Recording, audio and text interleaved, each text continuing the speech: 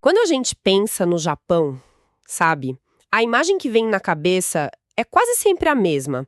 Luzes de neon, muita tecnologia, templos super serenos. Mas a nossa conversa hoje vai para um outro Japão. Um Japão que, assim, fica meio escondido. Um lugar de florestas densas, túneis abandonados, ruínas que parecem respirar. Onde o passado, ao que tudo indica, nunca descansou de verdade. A gente vai explorar alguns dos locais considerados mais assombrados do país, lugares com histórias bem documentadas de tragédia, de perda e que acabaram criando um fenômeno, o turismo macabro. Pessoas que viajam não para relaxar, mas para, sei lá, encarar o inexplicável. E para entender isso, a gente mergulhou fundo numa investigação sobre esses locais. O objetivo não é só contar a história de fantasma. É tentar entender por que esses lugares ressoam tanto, o que eles dizem sobre memória e como uma cultura lida com as próprias sombras. Exato. E o fascinante que a fonte destaca é como essas narrativas elas ultrapassam o folclore, sabe? Elas viram parte do tecido social mesmo. Não são só mitos, são memórias coletivas que levantam questões bem atuais sobre luto, sobre trauma, sobre respeito. A nossa análise hoje é sobre isso. Como o medo e a memória viram um destino turístico. Certo, vamos começar a desvendar isso então. A primeira parada é talvez a mais famosa de todas, a Aokigahara, a floresta aos pés do Monte Fuji. A descrição da atmosfera de lá é, nossa, impressionante. O solo vulcânico é tão denso que ele absorve quase todo o som, até o som dos seus passos. E as bússolas, por causa dos depósitos de ferro no solo, simplesmente piram, ficam desorientadas.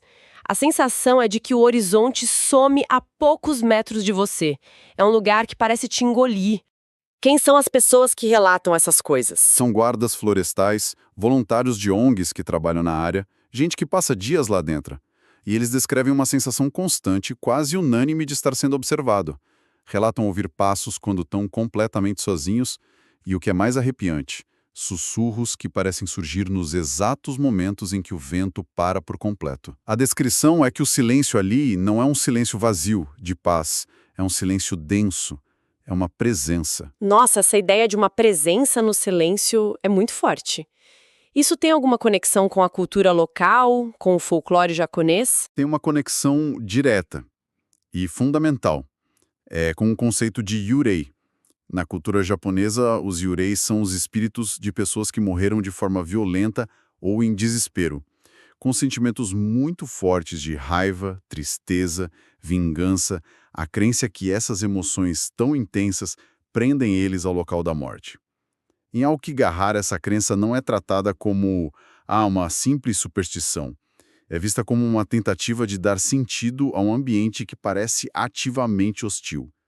O próprio lugar parece estar impregnado dessa memória dolorosa. Entendi. Então é menos sobre um monstro ou uma entidade na floresta, e mais sobre o resíduo emocional da tragédia humana que ficou ali. Uma espécie de impressão psíquica na paisagem. Exatamente essa interpretação. Não é um mal que habita a floresta, mas uma tristeza que se tornou parte dela. E isso, claro, gera uma situação muito complexa em relação ao turismo. Fico imaginando o tipo de pessoa que visita Aokigahara. A fonte consegue traçar um perfil, porque parece ter um conflito enorme entre quem vai por luto e quem vai pela adrenalina, né? A fonte descreve essa divisão de forma muito clara. De um lado, você tem visitantes que vão num estado de luto silencioso para prestar homenagens, deixar flores, rezar, tratam o local com uma solenidade quase religiosa. Do outro lado, tem um fluxo crescente de gente que busca o sensacionalismo. Entram com câmeras, gravadores, na esperança de capturar alguma coisa. Tratam a floresta como uma atração de parque de diversões sombrio. E no meio disso tudo, Aokigahara. Indiferente, silenciosa, guardando suas histórias. Essa ideia do ambiente guardar uma memória dolorosa parece ser um tema recorrente. E a fonte nos leva para outro lugar que eleva essa noção a um outro patamar. O Monte Ossore, que se traduz literalmente como Monte do Medo. E a descrição da paisagem já justifica o nome. É um cenário assim quase de outro planeta. O solo é cinzento, fumegante por causa da atividade vulcânica, o ar tem um cheiro forte e constante de enxofre e tem lagos de água leitosa ácida onde nada vive. No centro disso tudo, como um contraponto, fica o templo budista Bodaiji. E é nesse templo que atuam as médiums, as Itako, certo? Mulheres geralmente idosas e cegas que dizem transmitir mensagens dos mortos. Mas o que chama atenção na fonte não são nem as médiums, e sim a reação das pessoas comuns ao lugar. Sim, esse é o ponto central. O turismo no Monte Ossoro é totalmente diferente de Aokigahara. Não é sobre entretenimento, não é sobre tirar foto para a rede social. É descrito como uma experiência visceral, quase inevitável. Os relatos dos visitantes são muito consistentes. Uma sensação de pressão no peito, tontura e uma tristeza profunda sem motivo aparente, que toma conta de quem chega. Isso é fascinante. Não é que as pessoas acham o lugar triste por saberem que é um portal. A reação é física, quase involuntária. Exato. A fonte documenta registros de pessoas que começam a chorar compulsivamente ao entrar na área, mesmo sem ter nenhuma ligação emocional específica com o lugar ou com a ideia de perda. É como se o ambiente te impusesse um estado de luto. A análise da fonte é que, no Monte Ussori, a morte não é simbólica, ela é geográfica. O lugar em si é o evento. A paisagem, os cheiros, tudo converge para criar essa sensação de que a barreira entre os mundos é de fato mais fina ali. Ok, até agora a gente falou de assombrações ligadas a paisagens, a ambientes inteiros. Mas e quando a assombração não é a paisagem, mas uma história? Um roteiro trágico que se repete noite após noite há séculos. Isso nos leva ao famoso Castelo de Meiji e ao Poço de Okiko. É uma das lendas de fantasmas mais famosas do Japão. E a história tem todos os elementos clássicos, né? Okiko era uma serva, foi injustamente acusada de perder um prato de um conjunto valiosíssimo de 10 peças. Como punição por um crime que ela não cometeu, foi torturada, morta e o corpo dela foi jogado no poço do castelo. Uma história terrível de injustiça, o que, como a gente viu, é um gatilho clássico para um yurei, mas é aqui que a lenda fica realmente interessante. Dizem que toda noite o espírito da Okiko sai do poço e uma voz feminina é ouvida contando lentamente os pratos. 1, 2, 3, até o 9. E depois do 9, em vez de continuar, ela solta um grito de partir o coração, um som de pura agonia. E o detalhe mais perturbador não está na lenda antiga, mas nos relatos modernos que a fonte investigou. Funcionários do castelo, durante as rondas noturnas, ainda hoje relatam o que eles descrevem como uma percepção auditiva. Eles dizem que não é um som claro, alto, como se alguém estivesse ali do lado. É algo mais sutil, descrito como uma sensação entre um pensamento e um eco. Uma contagem que parece surgir na sua mente, seguida por uma onda de angústia que toma conta do ambiente. Espera aí, isso muda tudo. Não é mais uma lenda sobre um som físico que alguém ouve. É sobre uma experiência psicológica, quase uma impressão que o lugar deixa nas pessoas.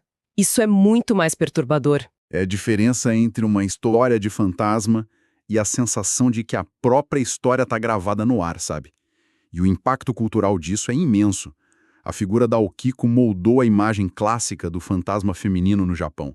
O cabelo longo, preto, cobrindo o rosto, a pele pálida, o kimono branco de funeral, aquela expressão de dor eterna. Essa imagem influenciou séculos de teatro kabuki e, claro, o cinema de horror japonês que virou um fenômeno global. O turismo ali é uma busca por essa conexão, por testemunhar um fragmento de um passado que se recusa a morrer. Falamos de lugares conhecidos, famosos, até turísticos. Mas a fonte também explora locais que são quase lendas urbanas. Lugares que o mapa parece ter esquecido, como a Vila Inunaki. A lenda urbana em torno de Inunaki é uma das mais bizarras. Dizem que existe um túnel que leva à vila e, ao atravessar, as leis do Japão deixam de valer. É uma terra sem lei. Na realidade, a vila foi abandonada há décadas, depois da construção de uma barragem que a deixou submersa. O que resta hoje são só ruínas na floresta. Mas parece que abandonada é um termo meio relativo. A fonte compila relatos de exploradores urbanos que vão até lá e as histórias são muito estranhas. Falam de gritos que ecam pela floresta, do avistamento de figuras humanas à distância que somem quando se tenta chegar perto e falhas inexplicáveis em equipamentos. Baterias de lanternas, câmeras que simplesmente morrem do nada. E talvez o detalhe mais bizarro é que alguns exploradores encontram sinais de presença humana recente, tipo fogueiras recém-apagadas, objetos fora do lugar, num local que deveria estar deserto há décadas. Isso cria uma camada de medo real, sabe? A incerteza se o perigo é paranormal ou se é bem humano. Quer dizer, é um turismo que se alimenta do próprio perigo, da quebra de regras.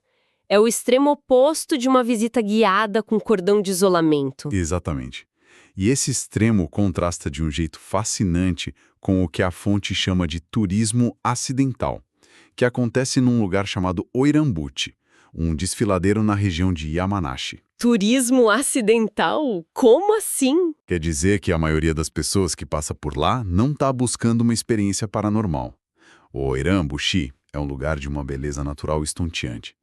Os visitantes param para tirar fotos da paisagem e a maioria vai embora sem saber da história terrível do lugar. No período feudal, dezenas de cortesãs, as oirã, foram atraídas para uma festa falsa sobre o desfiladeiro e foram massacradas, os corpos jogados num rio lá embaixo. Tudo para que elas não revelassem a localização de uma mina de ouro secreta. Então as pessoas relatam coisas estranhas, sem sequer saber que deveriam estar esperando por algo, sem o poder da sugestão. E é isso que intriga na análise da fonte. Moradores locais, motoristas que passam pela ponte, relatam ouvir choros femininos em dias de neblina, ou ver figuras de mulheres com kimonos antigos na beira da estrada que simplesmente desaparecem. A pessoa tem a experiência sem o contexto prévio da tragédia. É como se a memória do massacre estivesse impregnada na própria paisagem, na terra, na água, na névoa. Então a gente tem florestas que guardam silêncios, montanhas que provocam luto, poços que ecoam uma história e desfiladeiros que choram. Fica claro que não são casos isolados. A fonte até cita outros, como o túnel Kiyotaki ou o castelo de Maruoka. É um fenômeno nacional. E isso me faz pensar, onde fica a linha quando a curiosidade sobre o passado vira uma espécie de voyeurismo da tragédia alheia? Essa é a questão ética central que a investigação levanta. Esse fenômeno gerou uma economia paralela considerável. Livros, documentários, tours noturnos. A pergunta é: até que ponto explorar esses lugares é uma forma de preservação da memória? E quando se torna exploração da dor alheia para entretenimento? Não tem uma resposta fácil. É uma linha muito tênue entre o respeito e o entretenimento mórbido. Sem dúvida. E a cultura japonesa parece ter uma abordagem única para isso. Diferente de muitas culturas ocidentais, onde a tendência é negar, exorcizar, limpar um lugar assombrado, no Japão, a sociedade parece conviver com seus fantasmas. Eles são tratados quase como parte da história viva do país.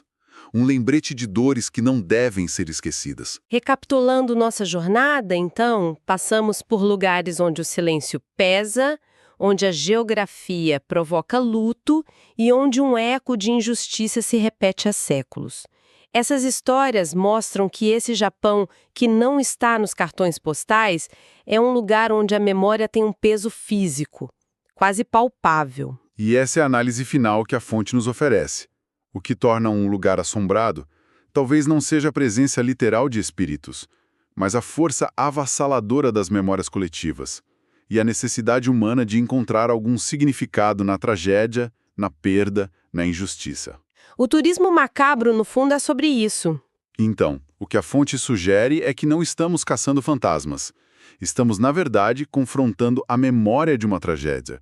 O fantasma é a história que se recusa a ser esquecida. Precisamente, é uma tentativa de entender a morte, o trauma e o que fica para trás. E a grande questão que permanece é sobre a nossa responsabilidade ao visitar esses locais. Como nos aproximamos desses vestígios de sofrimento? O desafio é evitar a exploração sensacionalista de uma dor que foi um dia muito real. No fim, talvez esses lugares não estejam assombrados por espíritos, mas por memórias. E memórias, quando são ignoradas, se transformam em ecos. No Japão, esses ecos não gritam, eles esperam.